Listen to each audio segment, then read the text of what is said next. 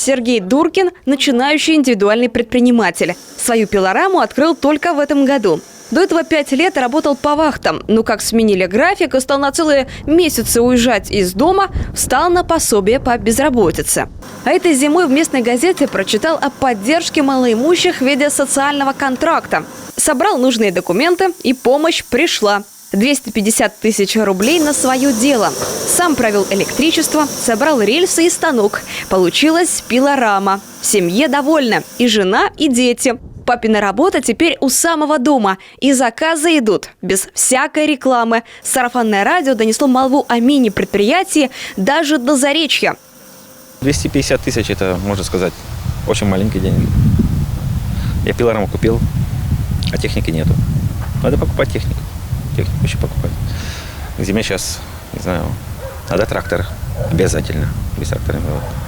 Еще бы такая помощь была, это было вообще отлично. Миллионы на трактор, само собой, накопить до зимы сложно. Выручают кредиты. Но их, как начинающий ИПшник, Сергей сомневается, что получит. А пока приходится довольствоваться тем, что есть. А есть еще заточные и разводной станки. Новая бензопила. Все куплено на средства социального контракта. К слову, саму ленточную пилораму предприниматель подсмотрел у соседа. Понравилась своими компактными размерами и простотой в эксплуатации.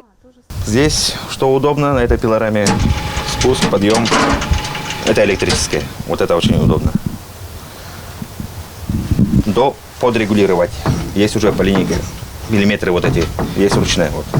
Социальные контракты в республике действуют несколько лет. Малоимущим гражданам могут помочь несколькими способами. Найти работу, решить трудную жизненную ситуацию, организовать ИП или переобучить. Например, в Ижемском политехническом техникуме, как вариант, на продавца, пекаря, повара. Для заключения социального контракта необходимо подойти к специалисту.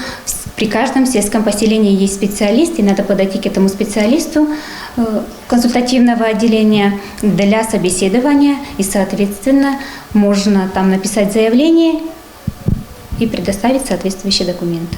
В 2020-м на сегодня в одном только Ижемском районе заключено 213 соцконтрактов. Из них 22 по организации ИП. Это фермерские хозяйства, организация сайтов, салоны красоты, фотоателье, медицинские кабинеты. Большинство уже зарегистрировались в налоговых органах и начали работать. Анна Зубарева, Иван Богомолов, Юрган, Ижемский район.